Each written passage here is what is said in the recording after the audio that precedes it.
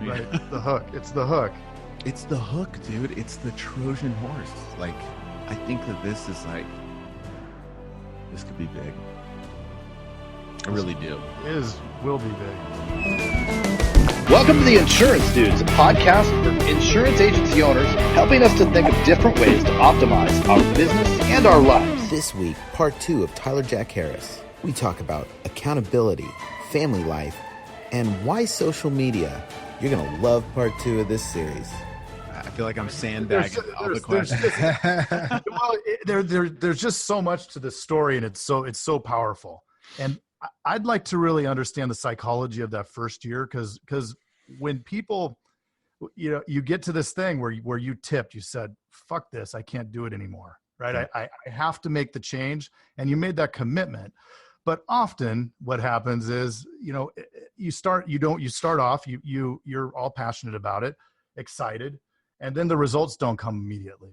Yeah. And that's where there's such a significant drop off. And when we hire people, you get them in, they're all fired up, train them, and then, they didn't sell 20,000 in the first week, so they bounce, or they're like, right. So how did you overcome that? And how did you get to that mindset?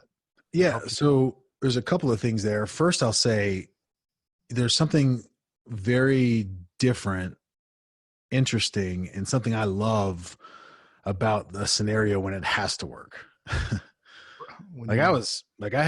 There was no contingency plan. Like, I had no safety net. I had to borrow the money to get started in the business. And my wife was not excited about me going into a commission only business, given my stellar track record, the time that I had been with her, and sales job to sales job. She's like, "There's no salary. So you're not gonna make it." But so when it has to work, I love contracting agents that it has to work. When I can tell that, that they've made that transition, they're on that upward trajectory. Or if they've they have to move to a new territory. I love when people have to move. If you're moving across the country, moving to another state, like you're going to make it work. And so I think that for me was special in that, there was no other option but to do whatever was necessary. People always find time and find the ability to do stuff that's important to them. And that's why I challenge people a lot. Like, you'll have agents that say, "I want to make $250,000 this year." I'm like, no, you don't. Like, what do you mean I don't? I'm like, look at what you're doing. Like, look at your numbers. You could care less about making 250. I don't even know that you're really that concerned about making 150. Like, there's a big difference between, this ambition and motivation and goals that we say that we have, but, ultimately our activity level is what, proves it. And I push people on that, because it's the only measurement that we have, especially when you have agents in different parts of the country. The only thing we can look at is the numbers, and the numbers don't lie. They are a great indicator of your actual motivation, your actual intention.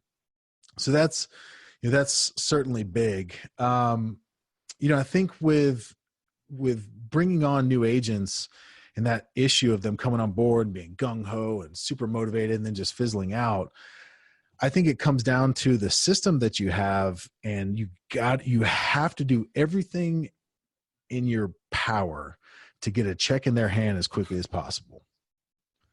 You got to do everything you can, like whatever that means, for your business.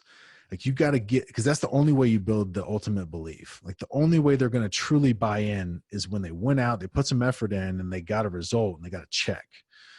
That's when things start to click. And so for me, it was the perfect scenario, especially based on how fast paced and transactional our business is.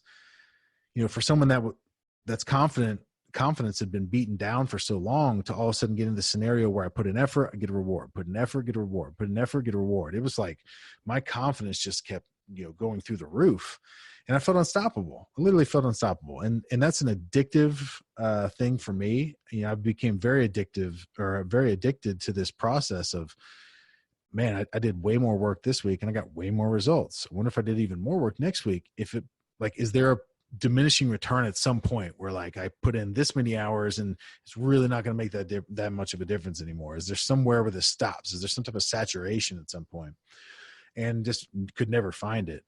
So to me, that's super important, is making sure that people build that belief by getting paid, getting a check as quickly as possible. And a lot of times, the reason why that's so difficult is because of the lack of willingness, the lack of desire, and the lack of effort that the leader and manager is willing to put into that person. We forget how difficult it was when we first started. And, if you can go out in the field with that person and make those calls for them and with them, if you can do those first appointments for them and with them, where maybe you sold that first policy, but they're getting the commission, but it was a process that you guys went through together in order to build that person's belief, knowing that they'll be able to go then and do that themselves later on, then that takes a lot of work. That takes a lot of effort. And, usually when people get to a leadership position, they're like, I don't need to go out in the field. Why would I go out and do that? Well, because that's what's necessary to create a big organization that's doing a lot of volume. And so just like anything else, it's the things that ultimately pay off are the things that are difficult and the things that take a lot of effort. And that's just the unfortunate reality. No, that's awesome. Is that what they did with you when you first came on? They just, yeah. I mean, they made, my mentor, one of my best friends, we made our first day of calls, and he would call, I would call, he would call, I would call, he would call, I would call. And then the first time I closed somebody on the phone, he said, all right, we're done. I'm never calling for you again. And then I made calls the rest of the day. And then when I went on my first, appointments, he went with me, and he would do one, I would do one. He would do one, I would do one. And he would be there while I was doing it. So we were able to kind of, have a debriefing afterwards of, what I could have said better, or the areas that I could have improved on, or different things that he picked up on, and did one day of that. And that was really all I needed. It put some commission in my bank account, and was able to repay the person that loaned me the money to get started. And it was off to the races. So yeah. And it's something that we've, over the last 6 months, have really gone back into fully within our organization. It's difficult because we've got agents spread out all over the country, but now that same person that did that for me now flies out to their location, to their territory, and goes through that exact same process in the beginning with them. And we're seeing incredibly greater results because of it. It just builds that belief. Like worst thing that can happen is they jump on the phone the first day and get beat up. Then that phone weighs 1,000,000 pounds the next day. So if you can have some success, help, right? Yeah. Oh yeah. Like you feel like our big thing with our business is, we want people to be in business for themselves, but not by themselves. And we want them to know that, the support that they have is real and it's tangible, and that we're willing to invest in them. The problem with the insurance industry is it's just a big churn and burn factory of let's hire quickly, see who hangs around for 6 months, and then we'll start investing in them a little bit. I've been blown away by the lack of training and support that the majority of agencies give their agents. Like literally just like allowing them to, use the carriers for support and training. Like, I don't know, here, go to the wall that has all the different carriers, folders and information on it, and give them a call and learn how to sell the products, which is crazy, in hopes that if they hang around 3 to 6 months, then we'll start doing a little bit of training, which, they've done for so long. And I guess it's been successful, but it's certainly not the way that we want to go about doing our business. So we invest heavily on the front end, but the reason we're able to do that is because we've refined our recruiting process to where we've got it down to a science. So we know that the person that we bring on has a high probability of success, so that we're willing to put that investment into them. I love it. I love how detailed you guys are. And I think that's goes to show like the level of effort that people are willing to put in. Yeah. A lot of people will, they with their agency, they just kind of go and don't have a plan and don't try to refine it. And and at the end of the year, it's like, I hope I can sell those life policies, but yeah, I mean, you got to have a plan. And the key to that the majority of people are missing is you got to get clarity. Like, people don't need more motivation. They need clarity on what they actually want, like what success looks like for them, what their goals actually are. And then you can build a plan and reverse engineer that to figure out, okay, how many calls is it going to take for me to set that many appointments, to sell that many policies, to make that much commission, to buy whatever I want to buy or do whatever I want to do. But unless you get crystal clear on what that end game is, how are you going to build a map when you don't even know the destination? It doesn't work like that. So you just have people that are just kind of floating through life and, going to work and doing something and hoping that something ends up, accumulating into something bigger at the end of the year. And it's just kind of year after year after year. And then you look up and you're like, crap, what have I been doing in the last decade? So clarity is big. And another thing that we really focus on with our agents is, the thriving in all areas of life. So, I coach our agents, the ones that participate. It's not mandatory, but the ones that participate, I coach them in this process we call life goals, which we split their lives into 4 areas. Business is one, but mind, body, and relationships are the other 3. We set 3 goals in each of those areas, and they're 90-day goals. And then I do a monthly call with them on Zoom where I hold them accountable. So we sit down and I say, hey, so how was your date night Friday? And they're like, oh, well, this past Friday it didn't happen. I'm like, okay, well, on this sheet here, it says mandatory date night every Friday. So, why didn't it happen? Well, we couldn't, our babysitter was sick. Cool. I get that. Let's get on care.com and find you a second or third babysitter. That way you don't run into that issue. Like, you got like an arsenal of people you can call. And let's, right now plan something pretty cool for this Friday because, you missed one. So now you need to have like a special one, and just hold people accountable. That's the biggest thing I think people are lacking after clarity is accountability. Yeah. Accountability from their, manager, leader, but accountability in all the different areas of life. Like, I've made such a commitment in my life to putting either systems or people in place to hold me accountable to all the different things that I want, and that I'm working towards. Because without it, I just don't believe a human being can hold themselves accountable if they're trying to do great things. Like, I just don't believe it's possible. There may be someone that's like, I'm insanely disciplined and I'm the best. It's great. But I just don't think the average person has the ability to hold themselves accountable to those things. At the end of the day, you will, get lazy. You will figure out an excuse that becomes believable, and you won't do the things that you're supposed to do. And so to have, the smallest bit of accountability, like this year I started working out with a trainer for the sole purpose of, I hated working out in the mornings. Always have hated working out in the mornings, but realized, I have a daughter now. I need to spend time in the evenings with her and not at the gym. So the only way I could fit the gym in is in the morning. I hate doing it. Can't stand it. But the fact that there's somebody there looking at their watch going, man, it's 6:00. Where the heck's Tyler? Just that alone gets me out of bed and there, because I don't want to, let him down. And I still hate it. Like, I'm still not a huge fan of, versus working out in the evening, but I do it. And I think that's, to me, the key to reaching that kind of that unlock for that next level is every area of your life trying to find accountability. And it's crazy. So, we've got 47 agents that I coach through this process. We've got like 60, 70 that don't participate. The 47 that did over the last 8 months have produced 26.7% more volume. Wow. Which in our world is like $51,000 more a year that they'll make. And the craziest thing about that is, of those 4 areas, business is the least of which we talk about. The very least, like almost an afterthought, because I always have it at the end. And we've always talked so much about our relationships and mind and business and your body, that it's like, oh crap.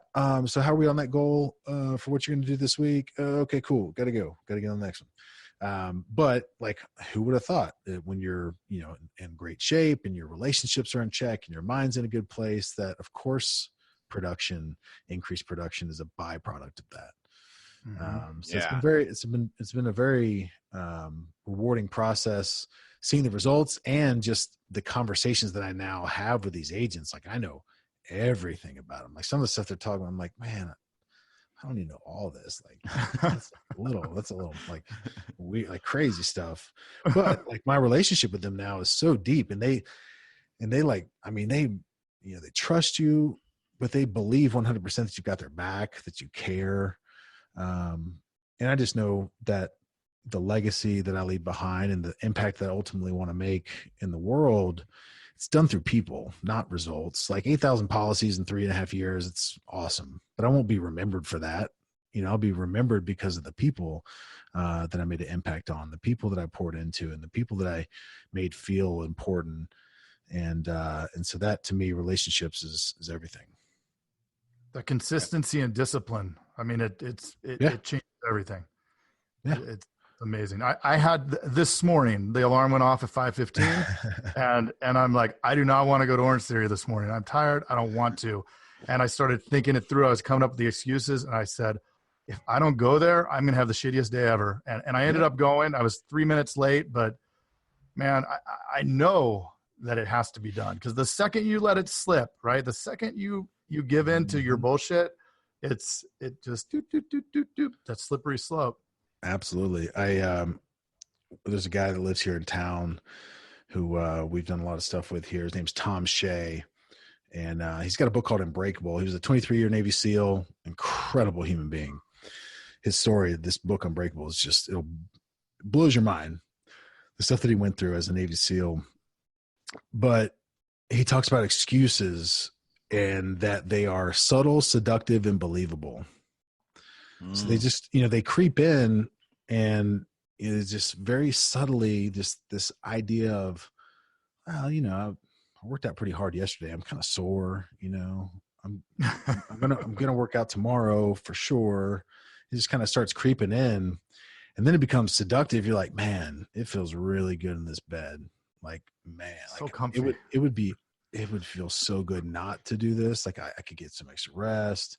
I need some sleep. I went to bed late. But that second that it becomes believable, you're done. It's over. And so it's, a lot of that is your self-awareness and being able to be aware when those things are creeping in, and not letting it get to that seductive, and certainly not letting it get to where it becomes believable.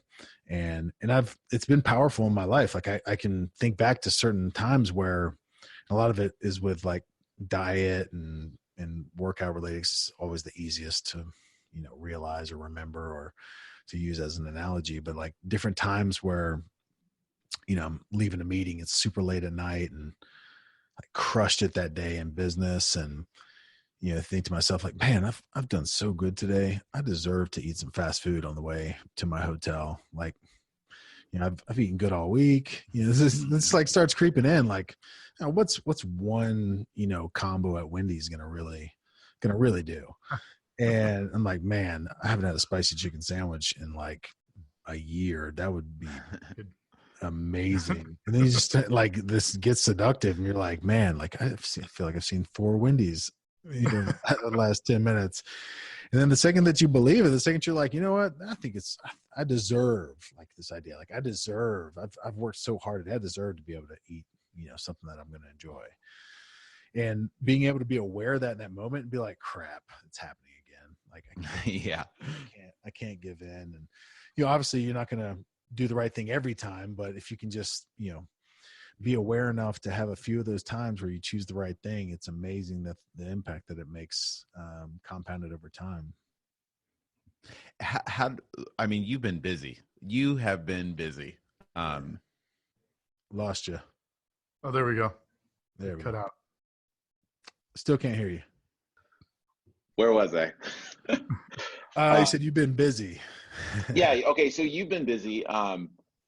There's so many things I wanted to ask you, but honestly, like, now that we're talking about relationships and all this stuff, so you're doing so much stuff. I'm a dad. I'm a husband. I know that came into play at some point, and it's like you're spending so much time doing all this other stuff. How did you fit, your wife, your kid, and everything into the kind of the same model that you have created on the business side?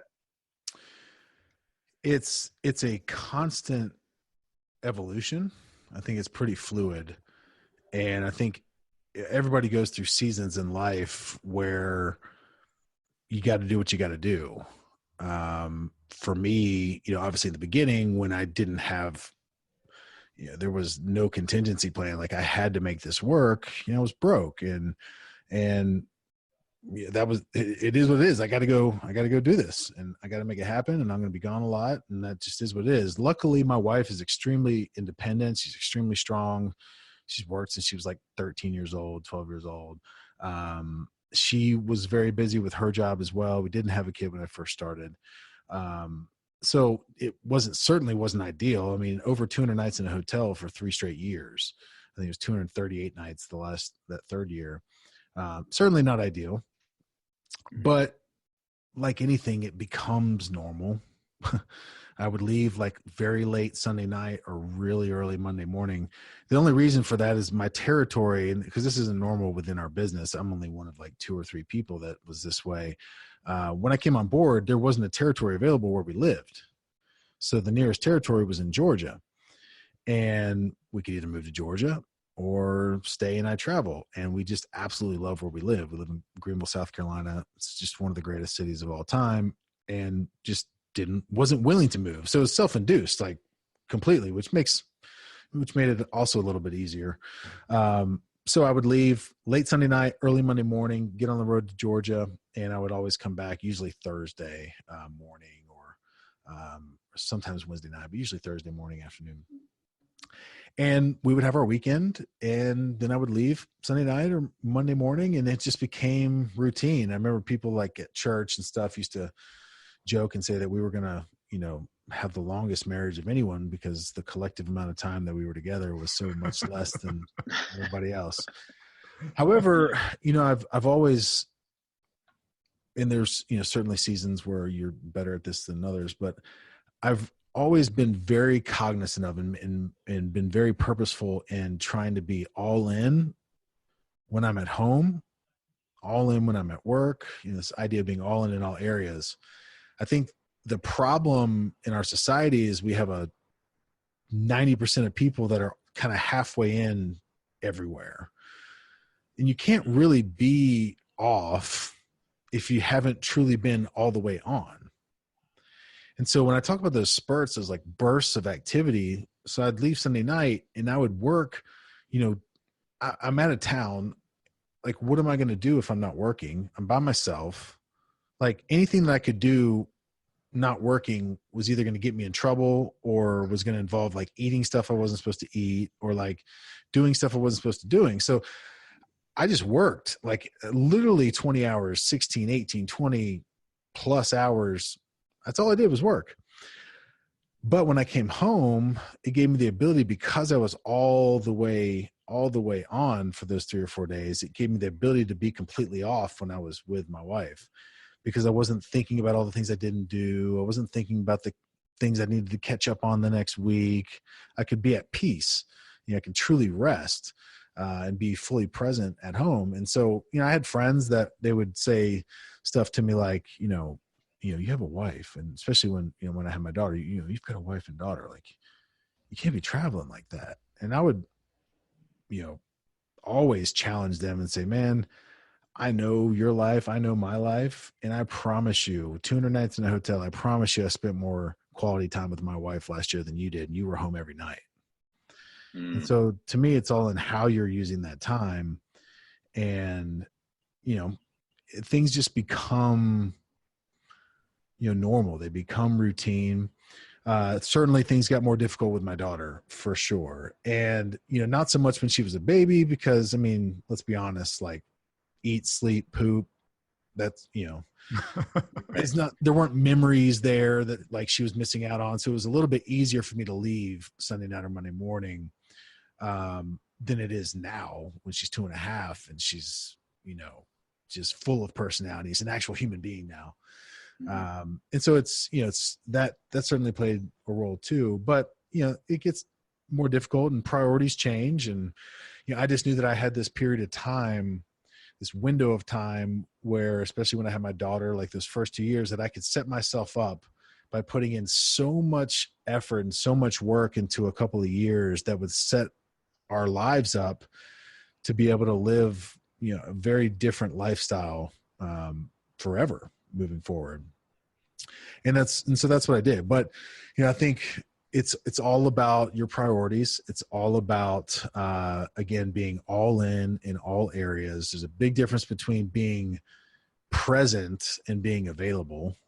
My daughter, even at 2.5, if I'm on my phone, like I've started to notice, like she'll like lean her head in, like in between my head and my phone. Mm-hmm. And so this idea of like listening with your eyes, like I'm the best multitasker as far as doing stuff on social media and engaging in a full conversation. My business partners drives them crazy, but like they understand now that I'm listening to everything and I'll respond when needed, but I'm like posting something or commenting on something.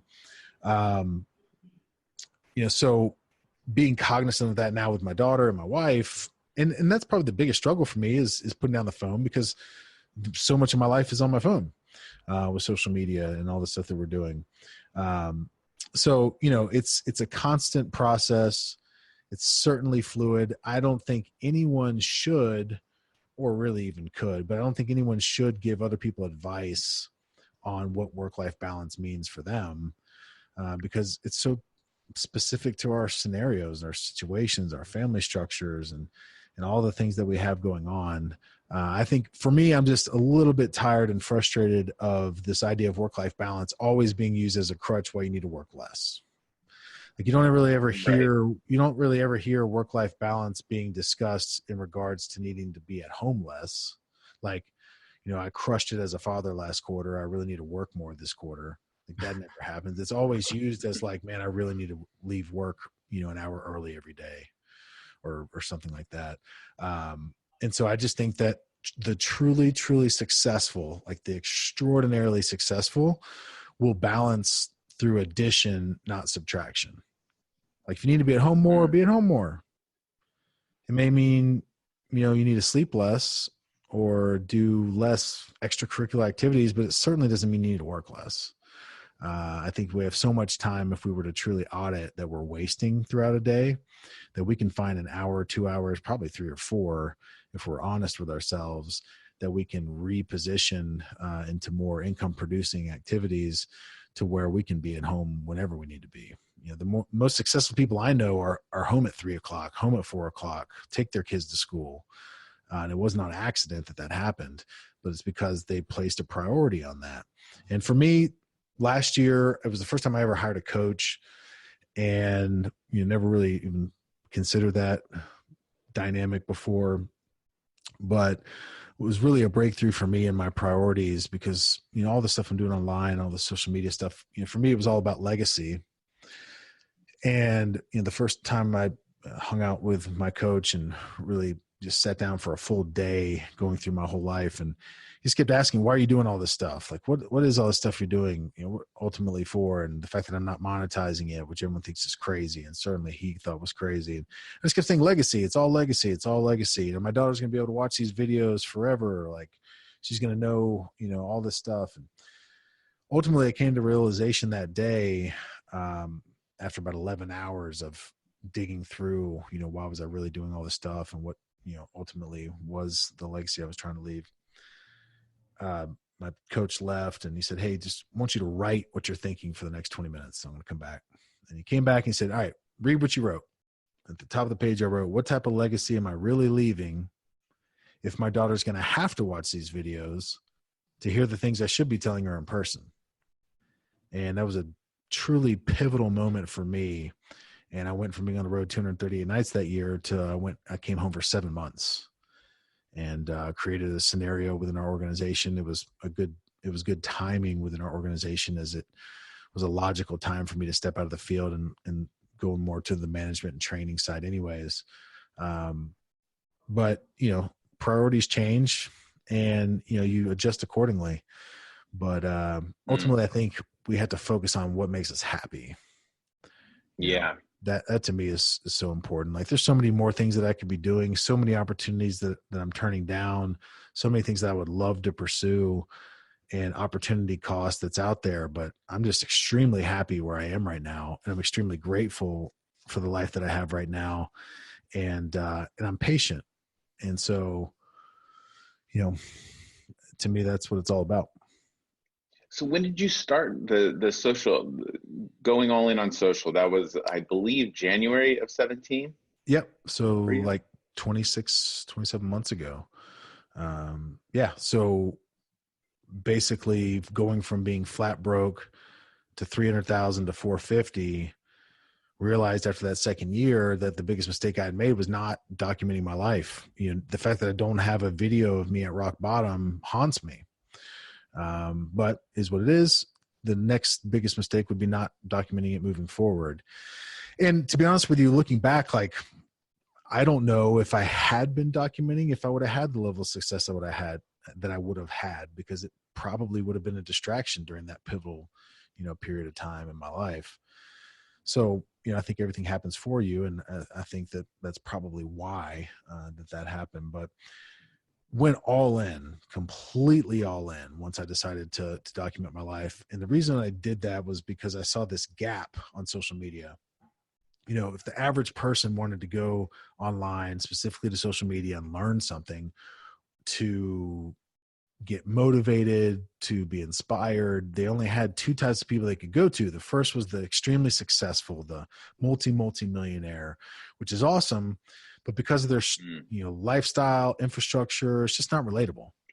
It's great. Like the Gary V's, the Andy Frisellas, the Ed Milet's, the Tony Rock, like all those people, they're fantastic. You can learn a lot from them, but it's still not relatable. They're like, that's great for them. Doesn't mean so much for me. Then you had the second type of person on social media that you could go to, which was the person that was completely faking that they were that. And I just didn't see anybody in the middle. Like I just didn't see anybody that was telling the real story, that was going out there documenting the good, bad, and ugly, that was being transparent, that was being vulnerable, and that was talking about the fact that it's insanely difficult. That's the reason why I love Gary and Andy, is because they at least talk about back then when it was so difficult and such a struggle growing up. Like Andy Frisella, talking about the first 6 or 7 years, didn't make over $700 a month. They did over 200 million in revenue the last few years. So I love that they keep with that narrative, but still where they're at in life now, it's just hard to relate. So I wanted to document the whole process in the, with the ambition of one day, obviously wanting to be the multi-millionaire that shouldn't be relatable, and having ideally over that time, as I level up, be able to have other people level up with me, which is great. But at the very least, have those people have watched the entire process play out. So when I get to a point where I should not be relatable, I will be, because they've either watched the entire thing play out, or they can watch the entire thing play out, because all this stuff will live on forever. Like they'll be able to go to the Facebook videos from January of 2017. That was like my mom and a random dude from high school and some stranger on, not saying anything. And I'm super awkward and nothing eloquent. And they'll see the post that didn't get likes and didn't get shares and didn't get comments. They'll see, the videos of me. I did a lot of live content because I just felt it was the most transparent. You can only fake it so long when you're live. And I wanted that aspect. That's why I built Facebook bigger than Instagram, is because I started there. And, the videos of me in the parking lot outside my hotel, going to my hotel room for the 10th night in a row, literally in tears, crying because I just wanted to go home. I miss my family. I miss my daughter. I'm like, why did I set this huge goal for myself to be gone for 11 days and to sell these policies? It's stupid. And, the real stuff, talking about, my difficulty with alcohol my entire life and quitting drinking 17, 18 months ago, like talking about all the stuff. And in the way, and in the process, hopefully creating a scenario where people could feel like they really knew me, really knew everything about me, knew my intent. And, then later on down the road, when I shouldn't be relatable, they'll be like, oh, that makes sense, because look at all the stuff he's done over the last 20, 30 years that we've been able to watch, that we've been able to almost participate in, which I truly believe in. Your Insurance Dudes podcast is sponsored by Agency Vault, an industry leader in agency coaching, hiring and retaining top talent, and sales training with the 7-step trusted advisor sales framework. Are you up for the challenge? For $99, you'll get 28 days of access and an opportunity to join our private platinum coaching group. For more information, navigate to www.agencyvault.com. Hey, thanks for checking out the Insurance Dudes. Hey, please subscribe. We got some really great stuff coming out.